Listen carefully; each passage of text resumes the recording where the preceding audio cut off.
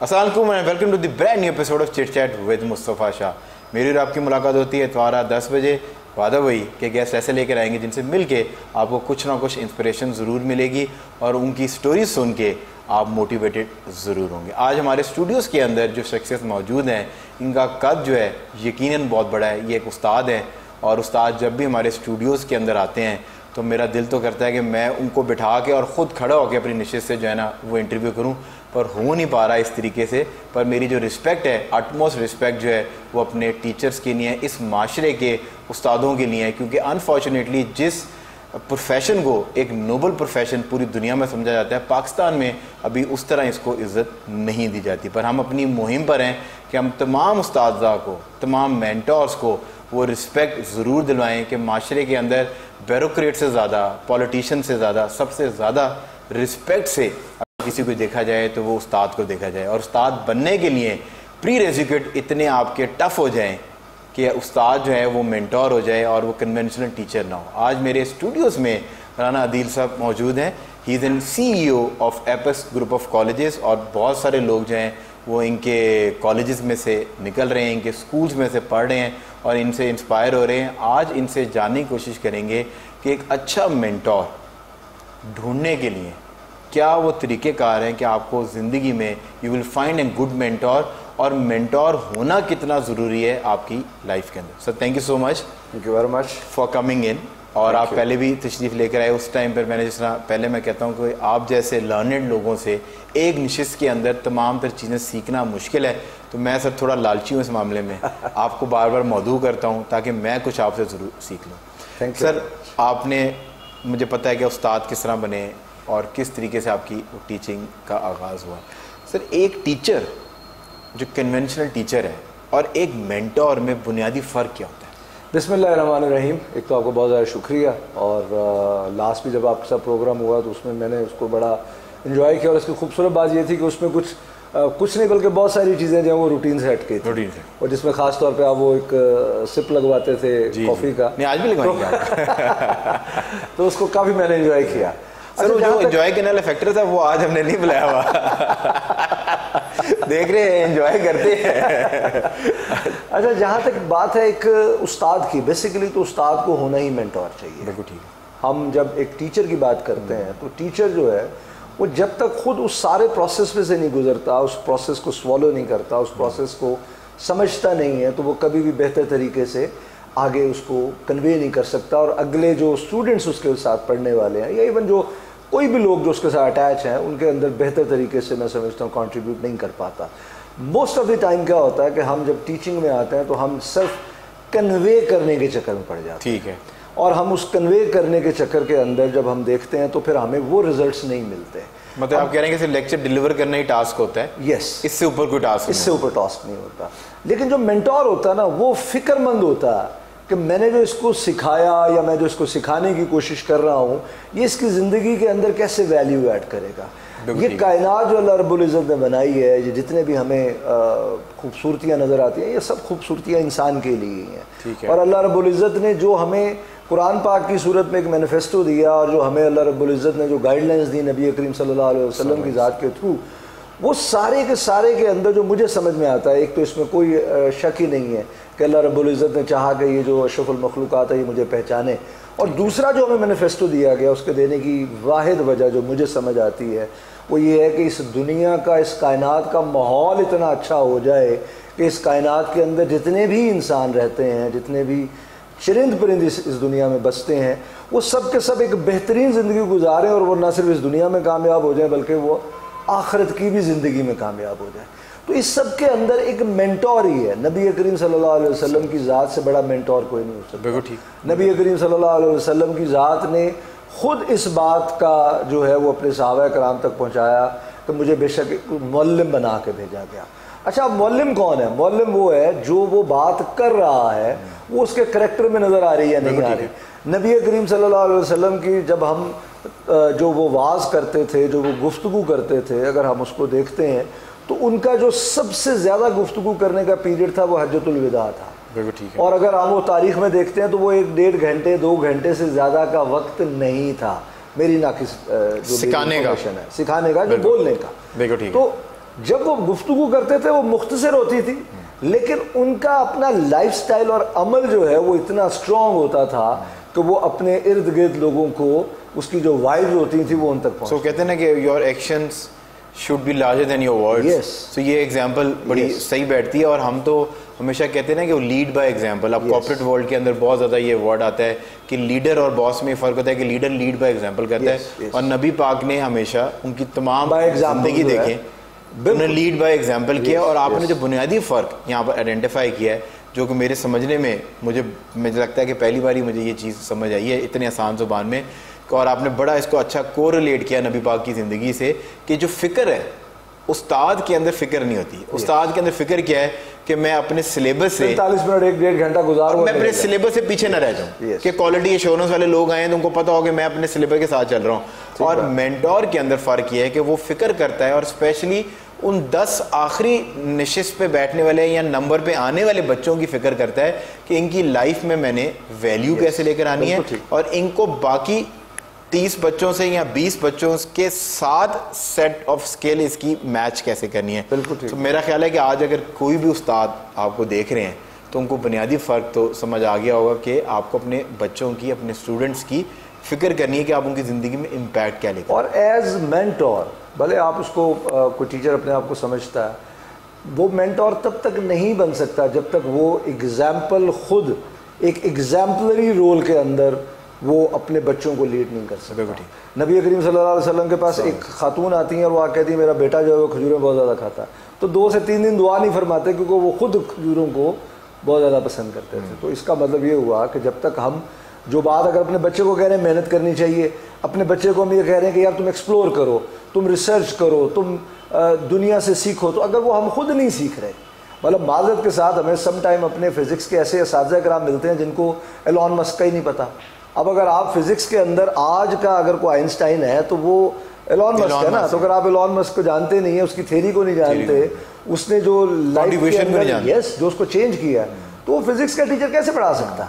या उर्दू का टीचर अगर गुलजार को नहीं सुनता, या वो उर्दू का टीचर जो है वो जगजीत सिंह को नहीं सुनता, या वो अल्लामा इकबाल के वो बेहतरीन जो अशार हैं या गालिब को नहीं जानता, तो वो उर्दू का टीचर कैसे एक मेंटोर के तौर पे, एक उर्दू के मेंटोर के तौर पे अपने बच्चे की ज़िंदगी में वैल्यू ऐड कर सकते हैं? सर देखिए, जिस तरह हर जो इंडस्ट्री होती है उसकी रेगुलाइज करने के लिए एक बॉडी होती है। आई अंडरस्टैंड कि HEC है, आप हायर एजुकेशन की तरफ मुझे वो करेंगे, पर वो सिर्फ रेगुलाइज इस तरह करती है कि आपको W4 कैटेगरी में यूनिवर्सिटी को डालना है तो किस तरह डालना है, और यूनिवर्सिटी क्या वो सिलेबस वाइज या जो भी फैकल्टी की रिक्वायरमेंट है वो पूरी कर रही है कि नहीं कर रही है, और बिल्डिंग है, कैंपस है, ऑन पर्पस बिल्ड कैंपस है, ये तमाम तर वो चीज़ों को चेक करते हैं। पर जिस तरह आपने एक चीज़ बताई कि एक उस्ताद और एक मेंटोर में डिफरेंस क्या है, और जब वो कन्वेंशनल टीचर हजरात जो हैं, हमारे पास आए दिन अब सोशल मीडिया पे वीडियोस आती हैं दही इलाकों की, रूरल एरियाज़ की, कि जहाँ पर किसी भी तरीके से बच्चों के साथ जुल्म किया जा रहा है। और आई थिंक वो बच्चे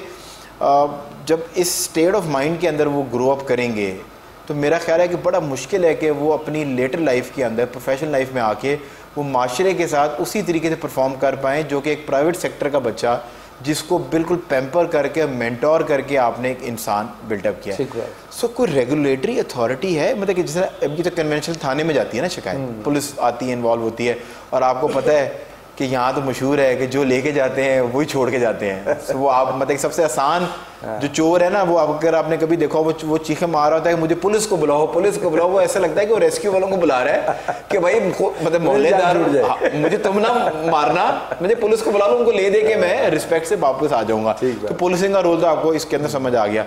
तो आप जैसे मेंटोर्स ने या आप जैसे उस्ताद ने, और आप इतना बड़ा एक एजुकेशन सिस्टम चला रहे हैं, तो कोई रेगुलेटरी अथॉरिटी बनाइए कि इन टीचर्स को, जिनको माजरत के साथ के वो इस इंडस्ट्री की काली भेड़ें हैं, उनको रेक्टिफाई किया जाए। जहाँ तक तो हमारे अपने इदारों की बात है, एपेक्स ग्रुप ऑफ कॉलेजेस की या प्रोग्रेसिव ग्रामर स्कूल की, तो इसके अंदर तो हम ऑन रेगुलर बेसिस एक फीडबैक लेते हैं, जो हम ऑनलाइन भी लेते हैं और हमारी अपनी टीम भी जाती है। इवन साल में एक आध मरतबा खुद मैं अपने तमाम स्टूडेंट से मिलता हूँ और हम एक रिटन फॉर्म में फीडबैक लेते हैं ताकि हम बेहतरी ला सकें। क्योंकि हमारे लिए सबसे इंपॉर्टेंट जो बच्चा है ना, कि उसको समझ आ रहा है नहीं आ रहा, वो किस एनवायरनमेंट, वही आपका क्लाइंट है ना। यस।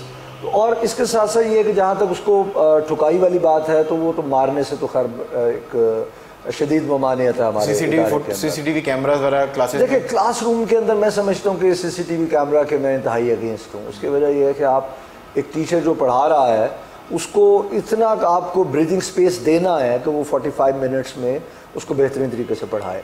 जब आपके मंथली टेस्ट होते हैं, जब आपके स्टैंड अप होते हैं या सेमेस्टर प्रोग्राम के अंदर आपके जो है मिड होते हैं या आपके फाइनल होते हैं सेमेस्टर के, तो टीचर की टीचिंग का अंदाज़ा आपको हो जाता है। तो बजाय इसके कि आप ऑन रेगुलर बेसिस उस टीचर के ऊपर एक कैमरा लगा के उसको बांध के रखें, तो उसको थोड़ा नेचुरली भी उसको लेके चलना चाहिए। बेनिफिट ऑफ डाउट आप यस, तो वो हम कैमराज नहीं है, लेकिन हम कम से कम बच्चों के feedback through teachers feedback through students feedback, तो हम इस बात का ख़ास तौर पर ख्याल रखने की कोशिश करते हैं कि एक तो बच्चे को अच्छे तरीके से वो गाइडलाइन भी दे रहे हों, प्लस ये है कि उसके ऊपर किसी किस्म का कोई ऐसा फिजिकल पनिश जो है वो उस बच्चे को ना दी जाए। जस्ट इन केस, क्योंकि आपने कैटेगोरिकली अपने ग्रुप की बात के लिए, मैं तो एक जनरली एक चीज़ बात करता हूँ कि एक थिंक टैंक डायलॉग होना चाहिए, और आप जैसे जो CEOs हैं प्राइवेट अदारों के, वो एक कोई बॉडी फॉर्म कर दें ताकि इंडिपेंडेंटली, मतलब फॉर एग्जांपल अगर एपेक्स के अंदर कोई प्रॉब्लम हुई है तो पंजाब ग्रुप ऑफ कॉलेजेस के जो बोर्ड ऑफ मेंबर के लोग हैं उस कमेटी के, तो वो आके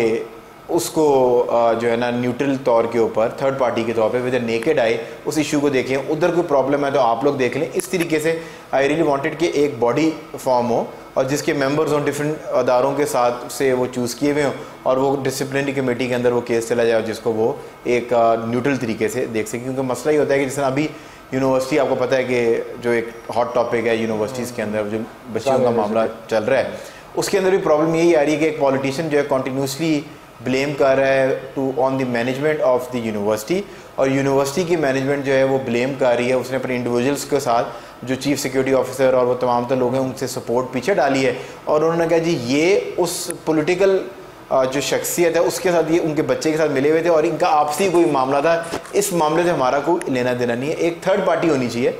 अब देखें HEC गवर्नमेंट की बॉडी है, ज़ाहिर बात है कि अगर एक आपका फेडरल मिनिस्टर है और एक पावरफुल फेडरल मिनिस्टर है तो वो इन्फ्लुएंस कर सकता है ना HEC को किसी। देखिए जहाँ तक तो कॉलेजेस की बात है ना, उसमें तो जो DPI ऑफिस है, जो DPI पंजाब ऑफिस है, इसके अंडर डायरेक्टर कॉलेजेस ऑफिस होता है, फिर इसके अंदर डिप्टी डायरेक्टर कॉलेजेस होते हैं। डिप्टी डायरेक्टर कॉलेजेस जो हैं वो तहसील लेवल पे बैठ रहे होते हैं, और इसी तरह जो हमारे ये सारे गवर्नमेंट बॉडीज हैं ना। लेकिन उसमें ये है कि कम से कम उन तक जब कोई शिकायत जाती है किसी भी इदारे की तो वो हरकत में आते हैं, नंबर 1। नंबर 2, अनफॉर्चुनेटली हमारे यहाँ प्राइवेट सेक्टर्स के अंदर इतना ज़्यादा एक रैट रेस और एक दूसरे पर इल्ज़ामात और उसके मामलात हैं कि, और सजेशन तो आपका बहुत अच्छा, बट आई थिंक सो कि दैट विल टेक टाइम कि हम एक दूसरे को, क्योंकि मैंने सर अपने इंटरव्यू में कहा था ना कि ये एक नोबल शोबा है, तो इससे ठीक है you make money and this is a business by the end of it. जब बिजनेस है तो आप AC की भी खबर फिक्र कर रहे हैं, टीचर्स की फिक्र कर रहे हैं, दैट वी अंडरस्टैंड।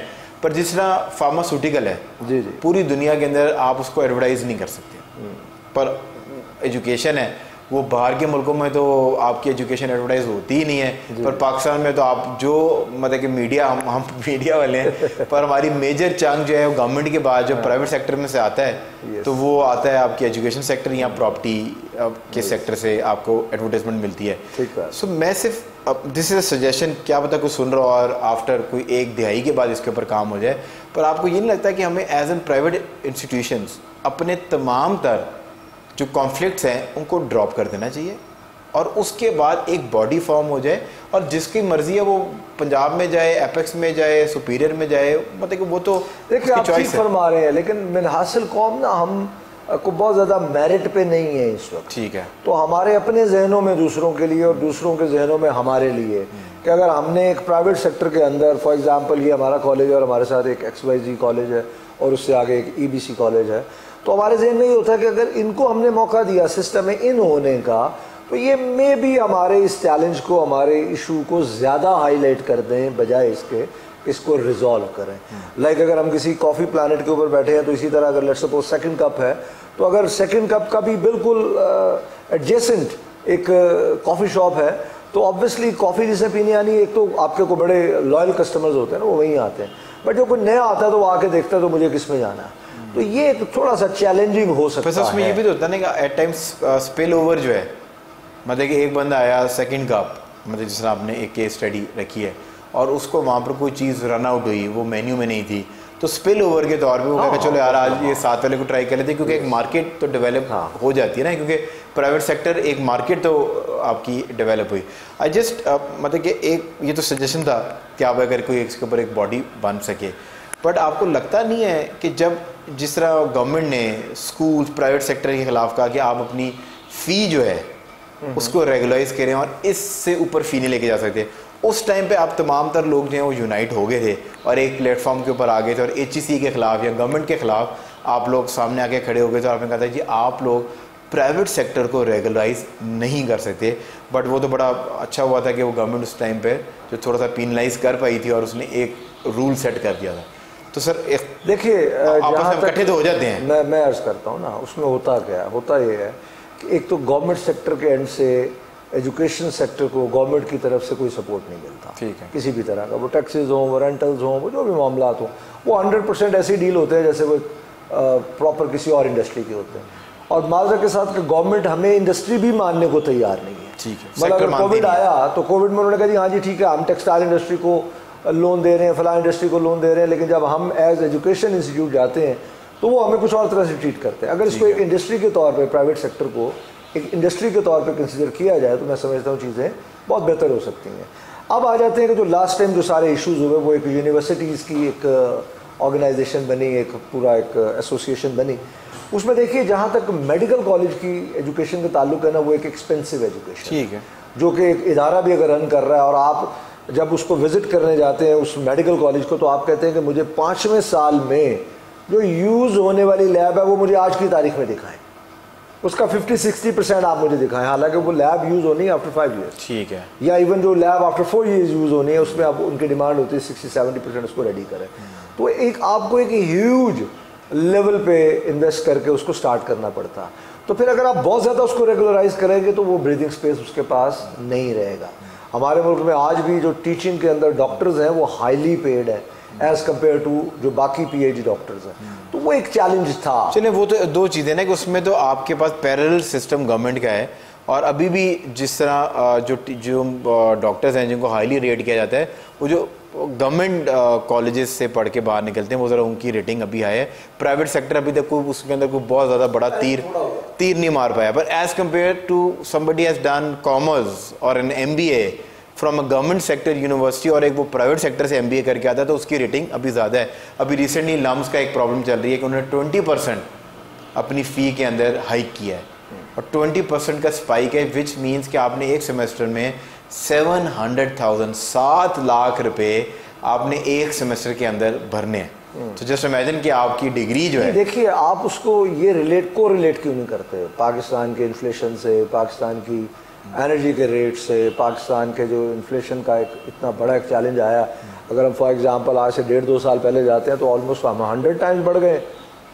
अगर हम इवन फ्यूल की बात कर लें, इवन आप देखें ना, जब आपके पास आप एक अच्छे सेक्टर के अंदर अगर आप पढ़ा रहे हैं तो आपको बैकअप पे फिर आप अगर क्लेम ये कर रहे हैं कि आप नॉट फॉर प्रॉफिट ऑर्गेनाइजेशन है, नहीं देखे तो फिर आप फिर ये क्लेम हटा लें फिर। नहीं हम तो क्लेम नहीं करते। नहीं मैं बात कर रहा हूँ कि अगर लम्स ये कहता है कि मैं we don't make any profit, we are non profit organisation, तो आप वो वाला अपने पर, क्योंकि आप टैक्स बचाने के लिए, जैसे आपने कहा, क्योंकि आपने टैक्स नहीं देना तो आपने कहा जी हम नॉट फॉर प्रॉफिट ऑर्गेनाइजेशन है और पैसे आप वो चार्ज कर रहे हैं जो कि इंटरनेशनल यूनिवर्सिटीज़ जो नामवर यूनिवर्सिटीज़ हैं उसमें अगर आपने सेमेस्टर फी पे करनी हो तो आप यही पे कर सकते हैं। लम्स पाकिस्तान में बनने का मकसद ही ये था जी कि लोग मुल्क से बाहर ना जाए। बिल्कुल ठीक है। तो अभी भी जो क्लास वहाँ जा रही है वो इसलिए बच्चे अपने वहाँ भेज रही है कि यार इसको UK USA में भेजे, चले आंखों के सामने हो।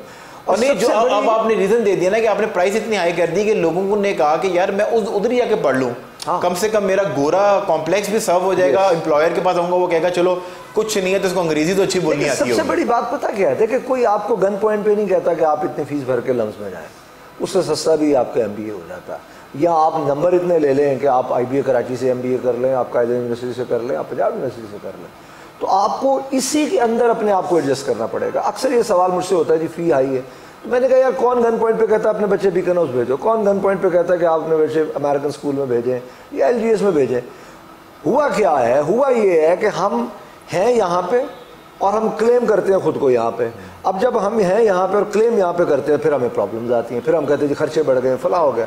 भाई हम ये क्यों, अच्छा जिस दौर में हम पढ़ते थे मतलब मुझे याद है कि हम मुझसे 4 बड़े भाई हैं, वो सारे गवर्नमेंट स्कूल्स में पढ़े। जब हालात हमारे अच्छे हुए तो मेरे वालिद साहब ने मुझे APS में भेज दिया, आर्मी पब्लिक स्कूल में भेज दिया, वो अफोर्ड करते थे।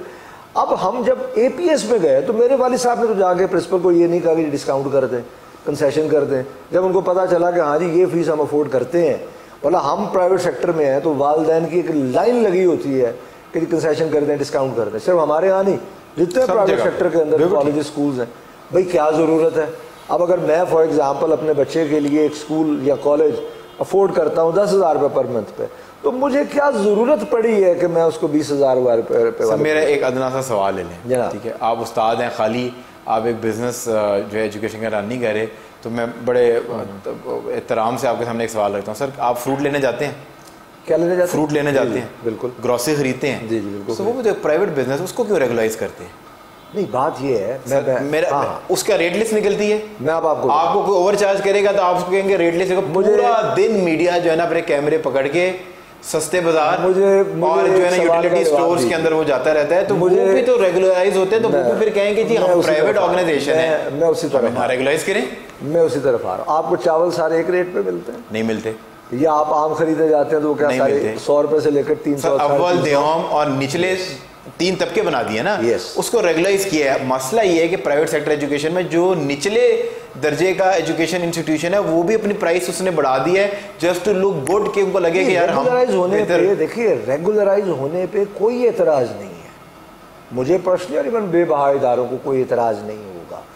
प्रॉब्लम क्या है? प्रॉब्लम ये है कि एजुकेशन जो प्राइवेट सेक्टर में है उसमें जो 2% या 5% या 10% जो प्राइवेट स्कूल्स और प्राइवेट कॉलेजेस हैं या इवन प्राइवेट यूनिवर्सिटीज़ हैं जो बहुत हाई चार्ज कर रही हैं, उससे नीचे 70 to 80% डाउन फीस है।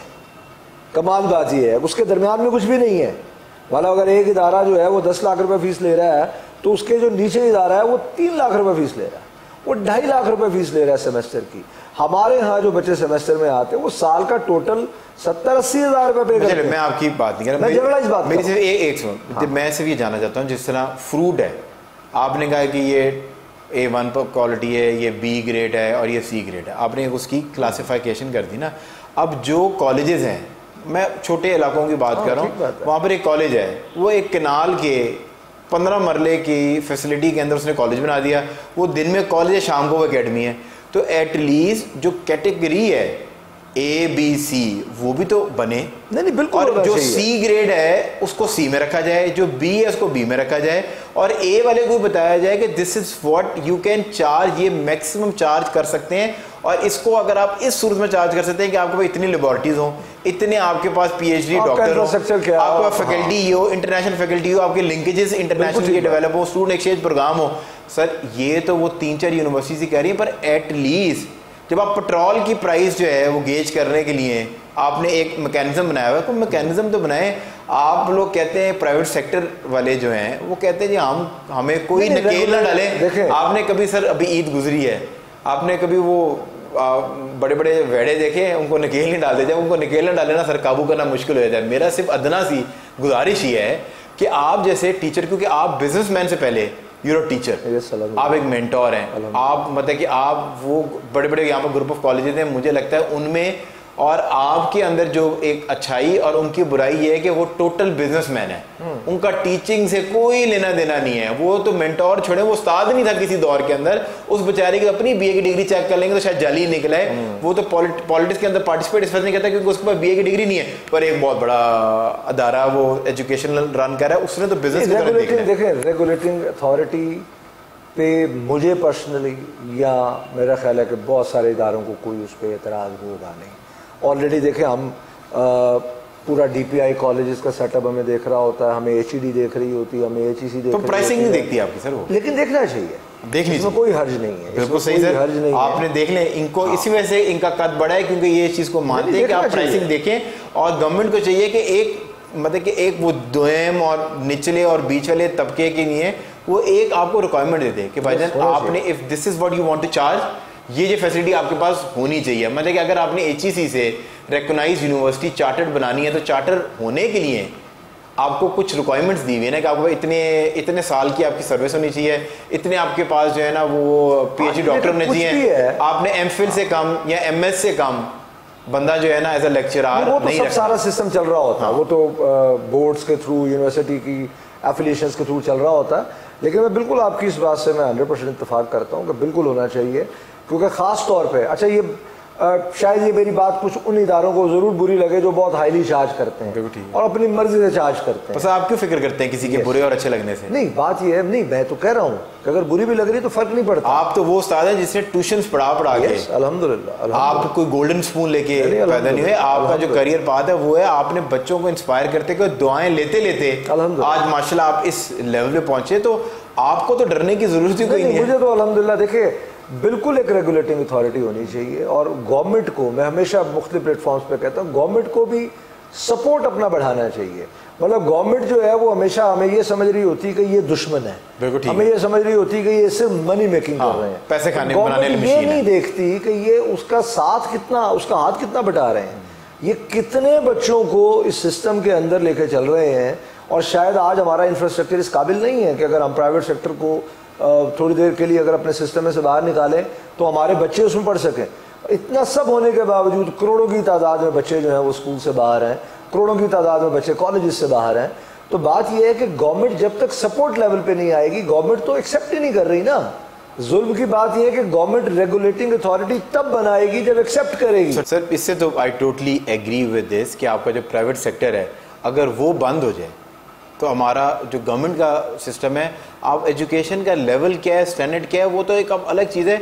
इतने बच्चों को आप भर्ती भी नहीं कर सकते, सो आपका टोटल सिस्टम कोलैप्स हो जाएगा। मेरा प्राइवेट अदारों के साथ कोई प्रॉब्लम नहीं है, मतलब I am not saying, I am not against है, मैं खुद प्राइवेट अदारों से ही पढ़ के जो है मैं उनकी बाई प्रोडक्ट हूँ। But all I am just trying to request here is कि हमारे पास एक रेगुलेटरी अथॉरिटी होनी चाहिए जो आपका फीस स्ट्रक्चर, प्राइसिंग स्ट्रक्चर जो है उसको मैनेज कर सके। और अगर आप सर्टन स्ट्रक्चर को इम्प्लीमेंट करना चाहते हैं अपने प्राइवेट अदारे के अंदर तो उसका प्री रेजिक्यूट और जो फैसिलिटीज़ हैं वो आपके पास होनी चाहिए, तब एचईसी आपको अलाउ करे कि आप वो सर्टन अमाउंट ऑफ फी जो है आप चार्ज कर सकते हैं। On this note we are going on short commercial break से जब वापस आएंगे इज और दैट का सेगमेंट आपका वेट कर रहा है। सर मूविंग ऑन, मैंगोज और वाटरमेलन। मैंगोज तो आजकल खा रहे हैं मैंगोज खूब, रोजाना खा रहे हैं। एक दो होते हैं कि बस जब तक थके ना, दो कम से कम। आपके पास कोई पेरेंट्स आते हैं और वो आके अपनी परेशानी बताते हैं तो उनको डिस्काउंट मिल जाता है? बिल्कुल मिल भी जाता है, नंबर 1। नंबर 2 ये है कि जब आप कुछ पॉलिसीज़ बनाते हैं, आप रूल्स बनाते हैं तो आपको समटाइम वो फॉलो करने भी पड़ते हैं।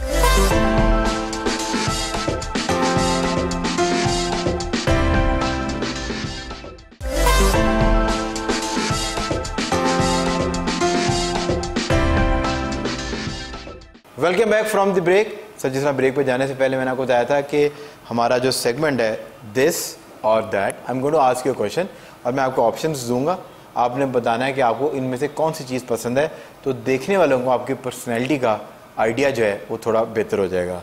सर टी और coffee, what sort of person are you? Coffee. Sir पे ले लें, आपके सामने हमने जो है ना एस्प्रेसो शॉर्ट कॉफ़ी प्लेनेट की रखी भी है, इसको साथ साथ एंजॉय करें। सर मूविंग ऑन, देसी फूड और फास्ट फूड? देसी क्या पसंद है सर? देसी में फ्राइड फिश बहुत पसंद है, निहारी पसंद है। और मछली जो दरिया की कि किस तरह की, उसमें भी कोई?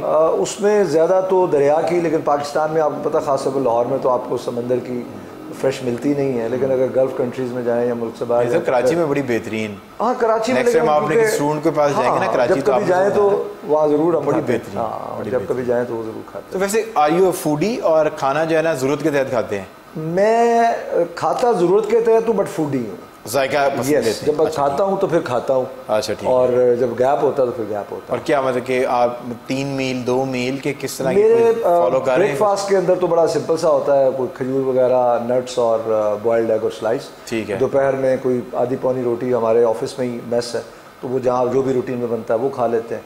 और अच्छा बनाते होंगे, कहते होंगे कि सीईओ साहब ने भी खाना है यही, तो बेहतर बनाते होंगे खाना वो। लेकिन मैं यहाँ पे ना एक ज़रूर बात शेयर करना चाहूँगा। मुझे अक्सर लोग पूछते हैं रिसेंट मेरा कुछ वेट मैंने गेन किया तो फिर मैंने इसको रिड्यूस किया, तो 2 काम बड़े अहम हैं जो कोई भी ये कर सकता है। एक तो आप अगर पहले जब मैं मेरे साथ जो लोग रोटी खा रहे होते हैं, चपाती खा रहे होते हैं, तो जितनी देर में मैं आधी पौनी चपाती खाता हूँ उतनी देर में 2 रोटी खाते हैं।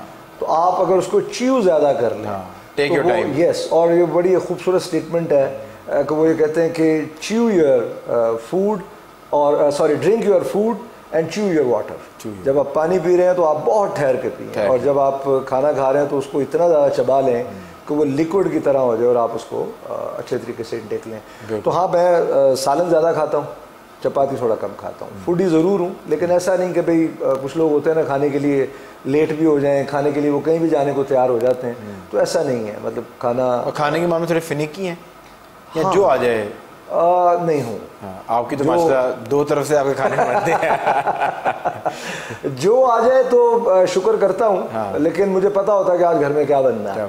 और एक ऐसी कोई चीज़ होती है ना ऑल टाइम फेवरेट कि किसी दिन भी any day you can eat it? Meat. अच्छा, आप मीट लवर है। ये तो फिर हमारी और आपकी बनेगी। सो मूविंग ऑन, सो पार्टीज और बुक रीडिंग, सोशल गैदरिंग्स पसंद है कि किताबों के साथ टाइम गुजारना पसंद है? Social gathering. अच्छा, क्योंकि मैं बिलीवर हूँ कि आप एक किताब अगर पढ़ने बैठते हैं ना, बुक्स ज़रूर पढ़नी चाहिए, इसमें कोई दूसरी राय नहीं है। जैसे मैंने इंटरव्यू से पहले भी आपसे कहा कि हमें अपना रिसीवर ऑन करना चाहिए और ऑब्जर्वेशंस लेनी चाहिए, और उन ऑब्जर्वेशंस को प्रोसेस करके उसका रिजल्ट निकालना चाहिए। तो अगर हम एक बुक पढ़ते हैं तो उस बुक को पढ़ने के लिए फॉर एग्जांपल हमें 7-8 घंटे चाहिए। अगर उसकी निस्बत मैं अपने कोई एक दिन में 8-10 लोगों को मिलता हूँ और प्रॉपर 1-on-1 होकर मिलता हूँ, तो मैं समझता हूँ कि वो फ़ाद मुस्तफ़ा साहब भी मेरे लिए एक किताब है। तो लोगों को पढ़ना अब आपको पसंद है? यस, मैं पढ़ना नहीं, मैं समझता हूँ कि मैं उनसे लर्न करता हूँ। मैं उनसे पढ़ने से मुराद हम ये ले सकते हैं, समटाइम तो लोग लेते हैं, तो नहीं। मतलब मेरा ये कोशिश होती है कि अगर मैं किसी के साथ बैठा हूँ तो मैं पहले उसको पूरा मौका दूँ बात करने का, क्योंकि वो जितनी ज़्यादा बात करेगा और रिलैक्स होकर बात करेगा, मुझे उतना ज़्यादा उससे मिलेगा सीखने के लिए, लर्न करने के लिए। तो बुक ज़रूर पढ़नी चाहिए, पर लोगों से आपको एंटी सोशल नहीं होना चाहिए। मतलब मुझे लगता है कि अगर फॉर एग्जांपल मैं बुक पढ़ रहा हूँ तो मुझे कोई दोस्तों की या कहीं जाने का मौका मिल रहा तो मैं बुक बाद में पढ़ सकता हूँ। और मैं सर, नेटफ्लिक्स और cinema, what sort of person you are? Netflix. आपको मैं सिनेमा में एक्सपीरियंस क्रिएट करके पॉपकॉर्न लेके नहीं, अच्छा है। अभी लास्ट मैंने इंसीडियस मूवी देखी है, अच्छा है, थोड़ा हॉरर मूवी काफ़ी अर्से बाद देखी है। तो नेटफ्लिक्स में देखी होगी? नहीं, मैंने सिनेमा में देखी है, अभी जो उसका नया पार्ट। वो आप जब दिल करे आप वो शाम को प्राइम टाइम पे चैनल लगा लिया करें और 2 पॉलिटिशियन लड़ते हुए देख लिया करें। आजकल तो नहीं, अच्छा अर्सा ही हो गया, मैं मतलब नहीं देख रहा, मैं टॉक शोज अच्छा नहीं देखते, नहीं पसंद, नहीं फॉलो करते। सब बड़ा अच्छा करते तभी आप खुश हैं। बिल्कुल। सो मूविंग ऑन, वॉइस नोट्स और चैट, ये जो व्हाट्सएप के ऊपर आप लिखना पसंद करते हैं कि वॉइस नोट? Voice note. इसका मतलब बहुत सारी कन्वर्सेशन होती है, जहाँ कहीं आप फॉर्मल होते हैं वो आपको लिखना पड़ता, जहाँ कहीं आप दोस्तों में हैं और आप बिजी हैं तो फिर लिखने की बजाय अगर आप उसको वॉइस। आई थिंक आप कॉन्वर्सेशन इतनी ज़्यादा हो गई है फ़ोन के ऊपर कि इतनी ज़्यादा चीज़ें और इतनी ज़्यादा कोऑर्डिनेशन होती है कि लिखने बैठे तो बहुत ज़्यादा टाइम गुजर जाता है।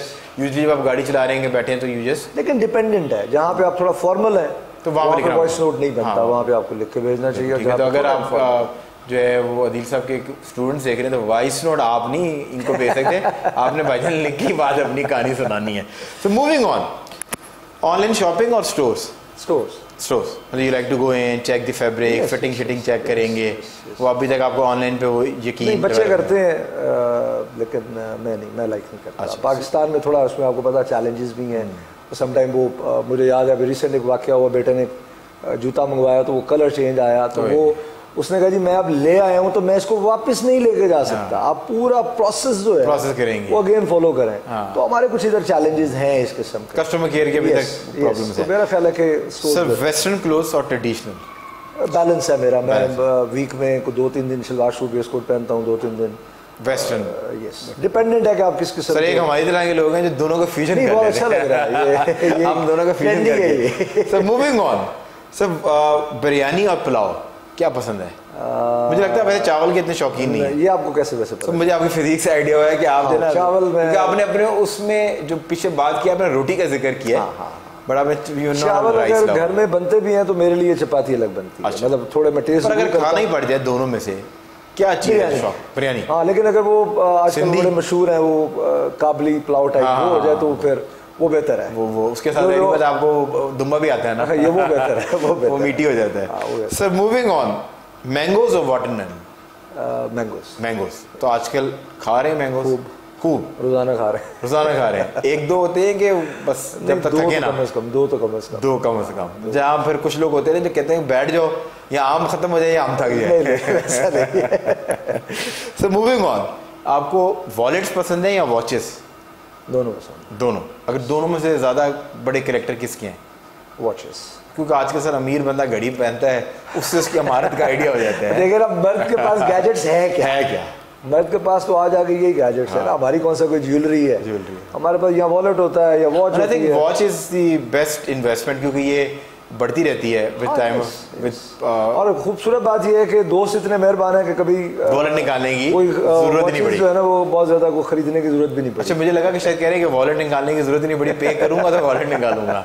नहीं वो अल्हम्दुलिल्लाह भाभी शरीफ चल रहे हैं, खवातीन के साथ बाहर नहीं जाते, क्योंकि खवातून के साथ बाहर जाएं वो जितनी भी अमीर पे आपने ही करना है। नहीं, वो तो ऑब्वियसली पे खुद ही करना पड़ता है, बनता भी आपका खुद ही पे करना बनता है। मूविंग, वैसे इस पे भी मेरा इख्तिलाफ है क्या सम अदर डे, क्योंकि जब आप कह रहे हैं वुमेन एम्पावरमेंट है, मर्द और औरत बराबर है, तो ये वाले हाँ, अगर तो आप उसके बिलीवर हैं कि मर्द और औरत बराबर हैं, तो भाईजान दरवाजा खोलना बंद करना पे करना इसकी भी बराबरी करें। देखिए बात पता क्या है, एज ह्यूमन अल्लाह ने बराबर रखा, इसमें कोई दूसरी राय नहीं। Rights wise, yes, rights wise बराबर रखा। तो जो अल्लाह ने डिसाइड कर दिया है उसके अंदर मैं ऐसे ही अपना दिमाग खपाऊं और जोर लगाऊं तो मुझे जरूरत नहीं है, और बहुत काम है करने के लिए, बजाय इसके के होता क्या दुकान चलती है ना सर। यस, होता क्या है कि हमारे यहाँ हम यहाँ तो बहुत ज़्यादा स्पेस दे देते हैं, क्योंकि थोड़ा बैलेंस सोसाइटी नहीं है हमारी। यहाँ हम बहुत ज़्यादा स्पेस देते हैं, यहाँ हम बहुत ज़्यादा चीज़ों को नीचे रोक लेते हैं। और उससे भी बड़ा जुल्म क्या होता है कि वो जो हमारे घरों की जो बच्चियाँ हैं, जो ख़वातीन हैं, उनकी भी जिस तरह से ग्रूमिंग होनी चाहिए उस तरह से ग्रूमिंग होती नहीं है। एक बेहतरीन फैमिली पता कौन होती है? जिसके अंदर उसकी बेगम जो है वो एक माँ के रोल में चली जाए।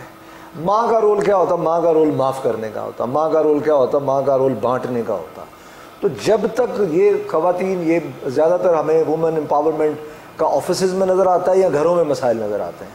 तो ऑफिसेज़ के मसाइल भी हल हो सकते हैं, वो भी कोई इतना बड़ा नहीं है, लेकिन पहले घरों के मसाइल हल होने चाहिए। घरों के मसाइल सिर्फ उस सूरत में हल हो पाएंगे जब एक खातून जब एक नए घर में जाती है तो उसको ये बात सोचनी चाहिए कि मैं जिस घर में जा रही हूँ उस घर में ये जो लड़का जिससे मेरी शादी हुई है ये 20-25 साल से रह रहा है। तो उन 25 साल के असर को ज़ायल करने के लिए और उस सारे सिस्टम को अडॉप्ट करने के लिए उसको थोड़ा वक्त लगेगा।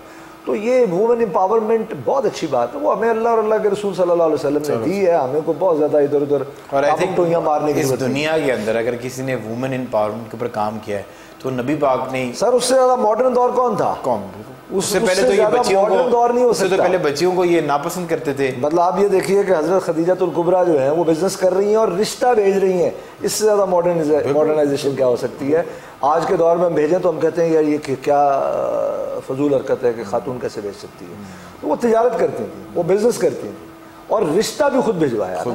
तो ये इससे ज़्यादा मॉडर्न दौर नहीं हो सकता। ये मॉडर्नाइजेशन अगर हम कपड़े कम होने को समझते हैं या हम टर इंग्लिश बोलने को अगर मॉडर्नाइजेशन समझते हैं या हम, तो ये मेरा नहीं ख्याल। मॉडर्नाइजेशन रवैयों की होती है, मॉडर्नाइजेशन एक्सेप्टेंस की होती है, स्पेस देने की होती है, आपके सोचने के तरीके की होती है। मेरा ख्याल है कि एनीवन आप कपड़ों से या आपके लिबास से या आपकी जुबान से आप मॉडर्न हैं या नहीं पता चलता। आप सोचते किस तरीके से और दूसरों के मुतालिक किस तरीके से सोचते हैं। यस, स्पेस देना। आप लोगों के अंदर बिलीव कितना करते हैं कि ये बहुत और बेहतर कर सकता है, यहाँ ये इसकी पर्सनल जिंदगी, यहाँ इसका ये स्कूल ऑफ थॉट है, let it be, let's live and let other people live. पर हमारे पास मसला ये ना कि अगर एक खानदान के अंदर एक बंदा अमीर हो जाए तो वो अपने घर में अपने बच्चों के लिए तो अलग रूल बनाता है और दूसरे के बच्चों के लिए, अपने बहन भाइयों के बच्चों के लिए वो असूल अलग बनाता है। तो ये डिप्लोमेसी जिस दिन खत्म हो जाएगी तो पता चल जाएगा कि ये मॉडर्न है। आप जो आपकी बेगम है, आपकी बहन है, वो अपनी बेटी या बेटे के लिए तो डिफरेंट रूल सेट करती है, बट द ओनली प्रॉब्लम है कि वो दूसरों के बेटे और बेटी के लिए वो डिफरेंट रूल सेटअप करती है।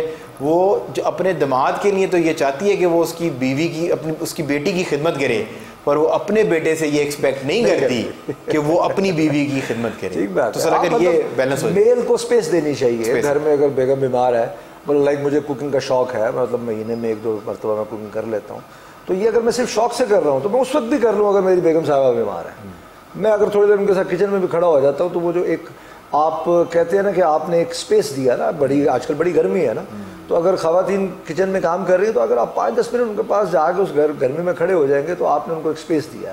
तो मैं समझता हूँ कि थोड़ा बैलेंस जो है वो बड़ा इंपॉर्टेंट है। फीलिंग ऑफ पार्टनरशिप होती है कि जब आप उनके वर्किंग एरिया में जाके उनको थोड़ी सपोर्ट करते हैं तो दे फील कि यार आप उनके काम को अहमियत दे रहे हैं एंड यू रियलाइज कि ये काम कितना हेक्टिक है। और इससे कोई फर्क नहीं पड़ता कि उन्होंने कैसा बनाया कैसा नहीं, इतनी मेहनत करके बनाया तो यही काफी। ये वो जो कम इखलाक लोग होते हैं और जो कम ज़र्फ लोग होते हैं वो मुंह बनाते हैं, जो जिनको अल्लाह ने ज़र्फ बड़ा दिया होता है वो थोड़ा बहुत नमक ज़्यादा भी खा जाए तो कोई प्रॉब्लम नहीं। मुझे जब इमेजिन करें कि आपका बॉस है, वो आपको घर पे बना रहा है, उसने कहा जी मैं तुम्हारी लिए स्पेशल कुकिंग करूंगा, वो सड़ा हुआ खाना आपके सामने रख देगा, आप खा लेंगे और तारीफ भी करेंगे। तारीफ, वो आपके घर की बॉस है। बिलाल कुतुब साहब की ना एक बड़ी खूबसूरत बात थी, कुछ अर्सा पहले मेरे से मुलाकात हुई, उन्होंने बड़ी खूबसूरत बात की। उन्होंने कहा आपकी जो शादी है ना, इससे हटके कि आप मोहब्बत करते हैं, बिल्कुल करते रहे, सब कुछ करते रहे, लेकिन जो हस्बैंड है या जो वाइफ है उसको सबसे ज़्यादा इस बात की रिस्पॉन्सिबिलिटी लेना है। जब आप जॉब पे होते हैं तो आप रिस्पॉन्सिबिलिटी लेते हैं। रिस्पॉन्सिबिलिटी क्या है? रात आप सोए नहीं सोए, सुबह आपने वक्त पे पहुंचना है, घर पे आपके जो मर्जी मसाइल हैं आपने ऑफिस में अपने अच्छे बिहेवियर को लेकर चलना है।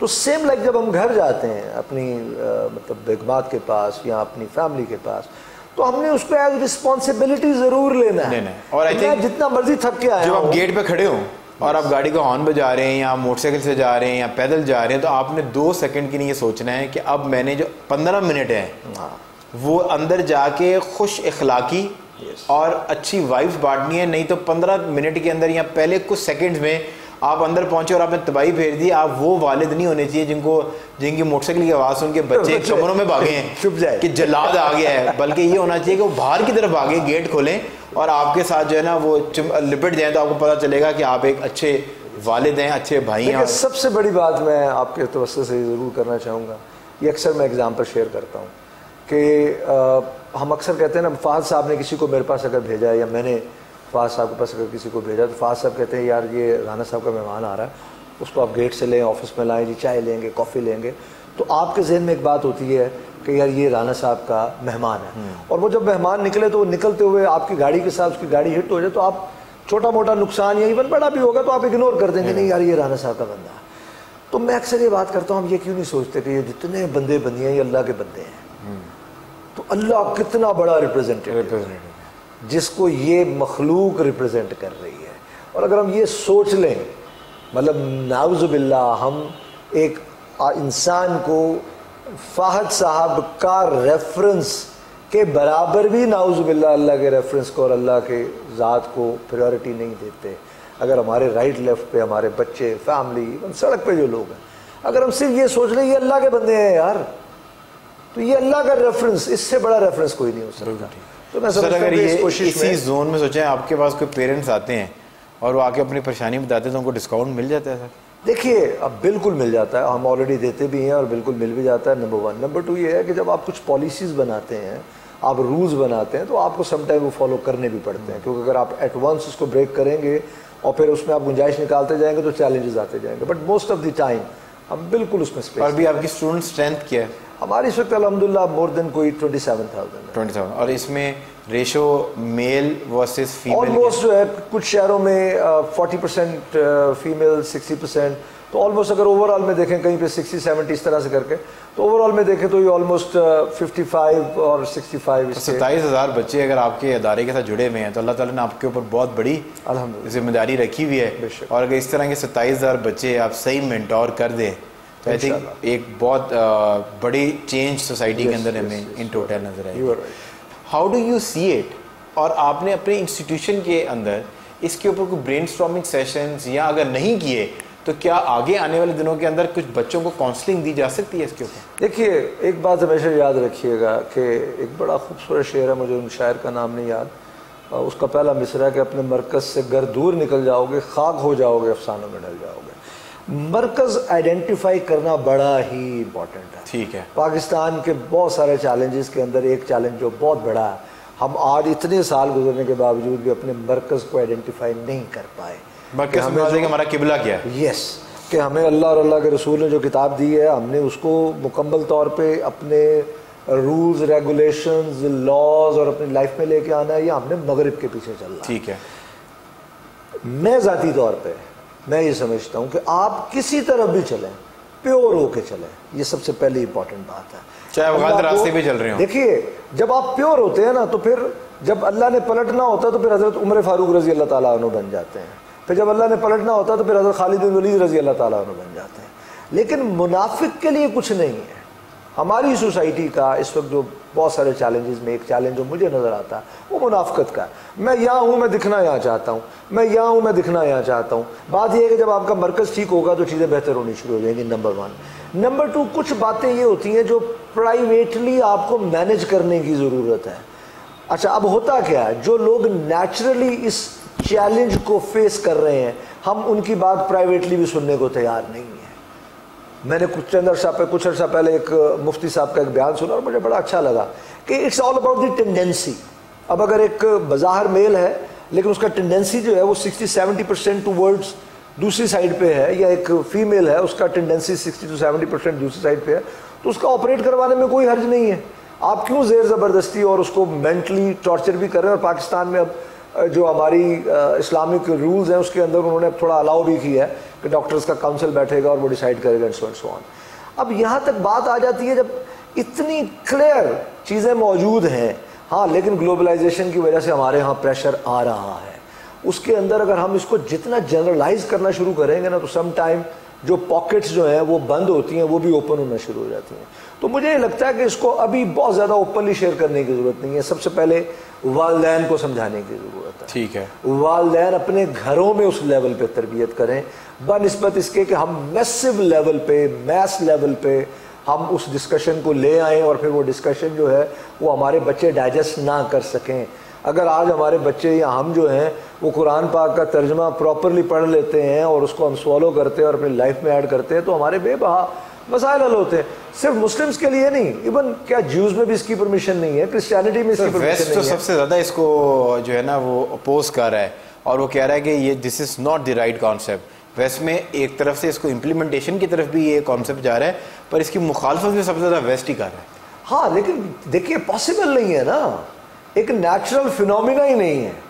तो आप उस नेचर के अगेंस्ट अगर जाएंगे, आप जिस मर्जी मजहब से ताल्लुक़ रखते हैं, आप नेचर के अगर अगेंस्ट जाएंगे तो कैसे पॉसिबल है। अगर एम्पावरमेंट को एम्पावर होना अगर इसका नाम है, हमें एटलीस्ट बच्चों को काउंसलिंग करके ये तो बताना ज़रूरी है कि एम्पावर, जैसे हमने कहा एम्पावर इंसान कौन है, जिसकी सोच को आप नहीं रोक रहे। अगर आपकी बेटी आपको आके कह रही है कि मैं फ़लाँ अपॉर्चुनिटी के ऊपर काम करना चाहती हूँ तो आप उसकी सोच को ब्लॉक नहीं कर रहे। ऑन कॉन्ट्रेटरी ऑफ दैट, अगर आपके पास मतलब कि आप उसको, अगर आपका वो आके ये कहता है कि मुझे एक ऐसी चीज़ पसंद है जो दीन के लिहाज से हराम है या नेचर के हराम से हराम है, तो आपने उसको रोकना है ना। नमाज पढ़ाने के लिए भी एक एज के बाद सख्ती का हुक्म जो है वो किया गया कि आपने उसको ज़बरदस्ती वो काम करवाना है ताकि उसकी वो आदत डेवलप हो। सो मेरा सिर्फ मैं आपसे समझना ही चाह रहा हूँ कि जिस तरह आप करियर काउंसलिंग होती है, मतलब कॉलेज के बच्चे हैं, उनको यूनिवर्सिटी कहाँ जाना है, हमने काउंसलर्स बैठाए हुए जो उनको काउंसिल करेंगे, भाईजान आप इस यूनिवर्सिटी में चले जाएं, इंटरनेशनल यूनिवर्सिटी ये, लोकल के अंदर ये ऑप्शन हैं।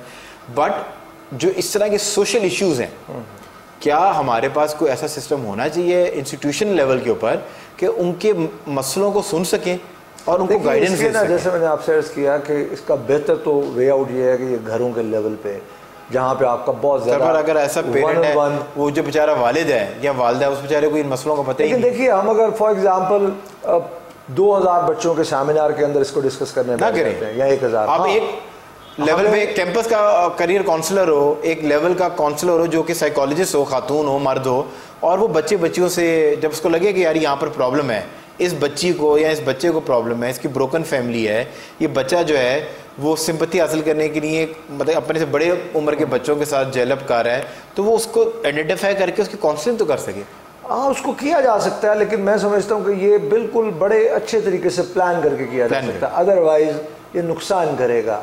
और लाइक हमारे यहाँ ऐसे बाज़ दफ़ा ड्रामाज आते हैं जो उस बुराई को जिन्होंने दबाया होता है, रुका होता है, वो हो रही होती है, लेकिन आप जब उस बुराई को बड़ी स्क्रीन पे ले आते हैं तो फिर जो वो लोग जिनके अंदर कहीं ना कहीं टेंडेंसी होती है वो ज़्यादा इंस्टिगेट होती है। बिल्कुल ठीक है, और ऐसे ही हुआ है। हाँ, यस, ये जो तमाम तर चीज़ें अभी आउट ऑफ प्रोपोर्शनेट जो हो गई हैं, उसमें ये परफॉर्मिंग आर्ट्स का आपने बिल्कुल राइटली आइडेंटिफाई किया, गाने, परफॉर्मिंग आर्ट्स, स्टेज के ऊपर ऐसी चीज़ें आना शुरू हो गई कि जो लोगों ने सुना, पहली बार बुरा लगा पर आपको नॉर्मल कर दिया ना, नॉर्मल हो गया ना। पहली बार आप किसी एक शख्स से मिलते हैं, उसका बॉडी ऑरा या आप उसको उसका किसी तरह उसकी कोई चेहरा पसंद नहीं आता, पर आप मिलते रहते तो आप यूज्ड टू हो जाते हैं। मतलब इंडिया ने एक मूवी बनाई, मैंने देखी थी, रणबीर कपूर की थी शायद, हाँ के अंदर वो अच्छा कॉन्सेप्ट है।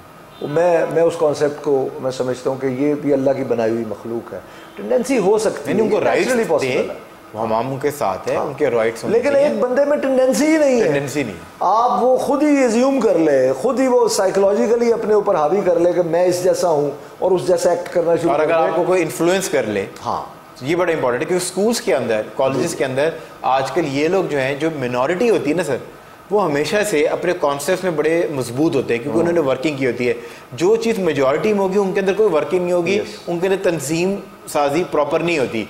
सो मेरी ये तजवीज़ मेरा ख्याल ये है कि इसको आप बेहतर ब्रेनस्टॉर्म करके बेहतर तरीके से मतलब हम कॉलेज लेवल पे थ्रू टीचर्स आइडेंटिफाई कर सकते हैं कि किसमें को थोड़ा बहुत हमें बीस अगर लग रहा है तो उसको अकेले को बुला के उससे थोड़ा गपशप करके उसकी। Thank you so much for coming on the show, it was a pleasure having you on the show.